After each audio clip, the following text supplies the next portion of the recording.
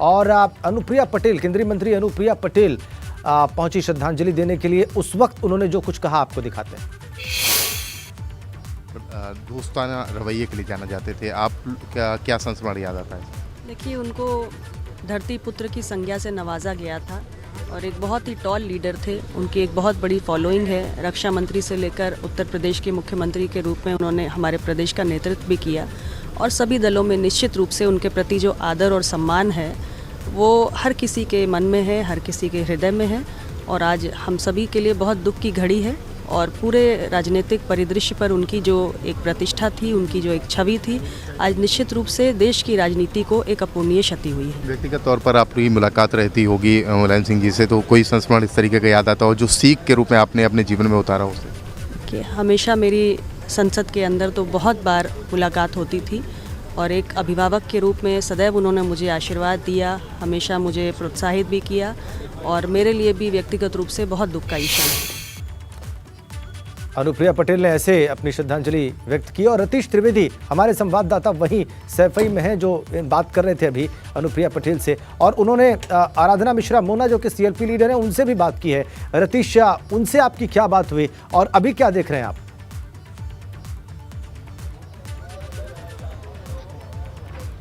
बिल्कुल, आपको तस्वीरें भी दिखानी बहुत ज़रूरी है। ये मुलायम सिंह नेताजी का आवास है और यहाँ स्थानीय लोग, लेकिन जो बीजेपी हैं, जो बड़े नेता हैं, इस गेट से की जा रही है। अब से कुछ देर पहले कांग्रेस का प्रतिनिधिमंडल प्रदेश अध्यक्ष ब्रजलाल खाबरी के नेतृत्व में यहां पर पहुंचा। उनके साथ आराधना मिश्रा सीएलपी लीडर थी, नसीमुद्दीन सिद्दीकी थे, नकुल दुबे थे।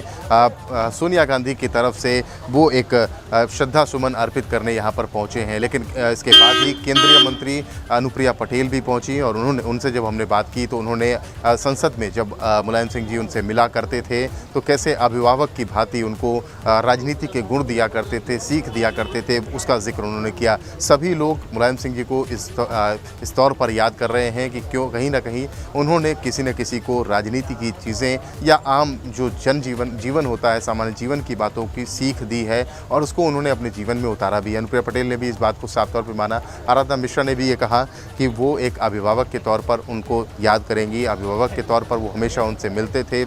उनके पिता प्रमोद तिवारी से उनके बेहद रहे। प्रमोद तिवारी कांग्रेस के नेता, मुलायम सिंह यादव समाजवादी पार्टी के नेता, लेकिन विचारधारा अलग होने के बावजूद दलगत राजनीति से ऊपर उठते हुए दिलों का मिलन होता था। और जब भी मुलायम सिंह यादव से उनका परिवार मिलता था या आराधना मिश्रा मिलती थी तो उनको एक अभिभावक के तौर पर वो हमेशा प्यार करते थे। आज नेताजी हमारे बीच जरूर नहीं हैं, लेकिन उनकी यादें हैं। हर नेता देश की राजनीति में, बड़ा नेता हो, मंत्री हो, सांसद हो, विधायक हो या कोई सामान्य कार्यकर्ता हो।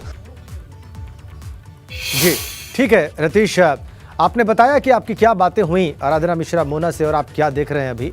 और नितिन उपाध्याय भी वहीं सैफई में हैं और वो भी लगातार बात कर रहे हैं उन लोगों से। तस्वीरें आपको दिखा रहे हैं, एक बार फिर से उन्हीं के पास चलेंगे, उन्हीं से जानेंगे कि इस वक्त वो क्या देख रहे हैं। नितिन,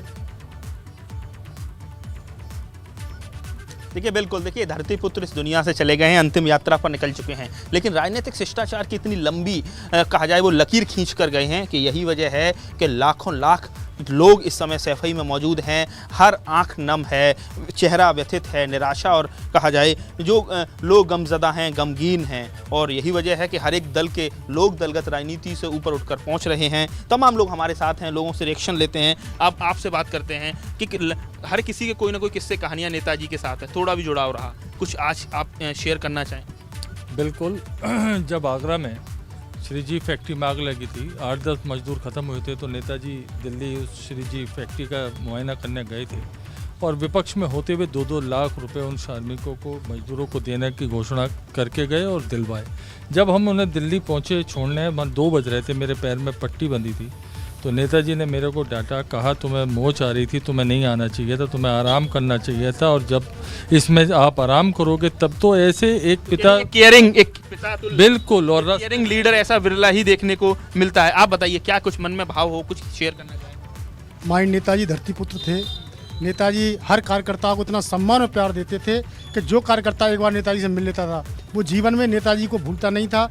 आज समाजवादी युग के प्रोधा माइंड नेताजी इस दुनिया में नहीं रहे। हमने अपने जीवन में पहली बार देखा है कि इतनी भावुकता, लोगों के प्रति इतनी एक आत्मीयता और भावुकता तो का कहा जाए ज्वार उमड़ रहा है। हर किसी की आंखें नम हैं, हर किसी के पास कहा जाए कुछ न कुछ शब्द है। कुछ लोग तो बोल भी नहीं पा रहे हैं क्योंकि भाव शून्यता है, जज्बात निकल कर सामने आ रहे हैं। क्या कहना चाहेंगे? कहाँ से आए आप? एटा से। अब एटा से आए। जी, अभी नेताजी के दर्शन करके आया तो ऐसा लग रहा था कि नेताजी अभी उठकर कल सुबह गरीब किसान बेबस लोगों के लिए अपनी बात पटल पर रखेंगे और उनके न्याय की लड़ाई लड़ेंगे। गरीबों की, किसानों की, नौजवानों की आवाज़ थे। आप बताइए, कुछ कहना चाहेंगे आप?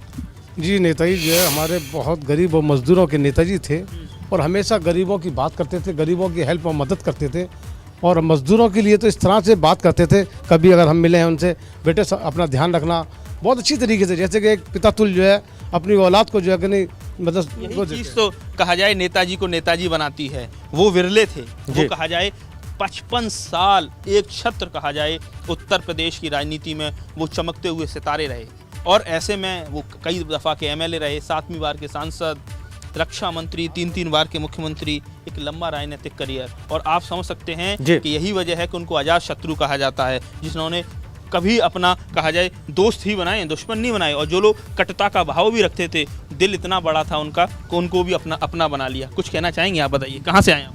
हम लोग आगरा से हैं। आप आगरा से आए, क्या आज क्या मन में जज्बात आपके चल रहे हैं? क्या कहना है? देखिए, लाखों लोगों के दिलों में राज करने वाले आदरणीय नेताजी आज हम सब लोगों को छोड़कर यहाँ से चले गए हैं।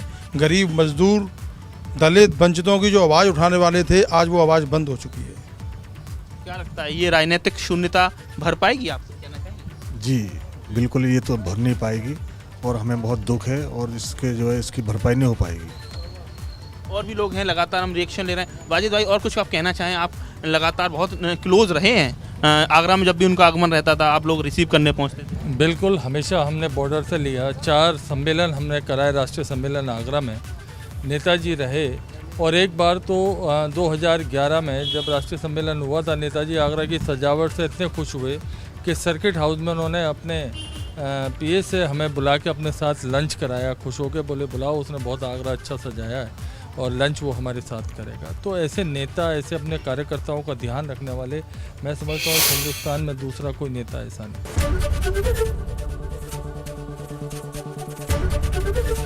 एबीपी गंगा, खबर आपकी, जुबान आपकी।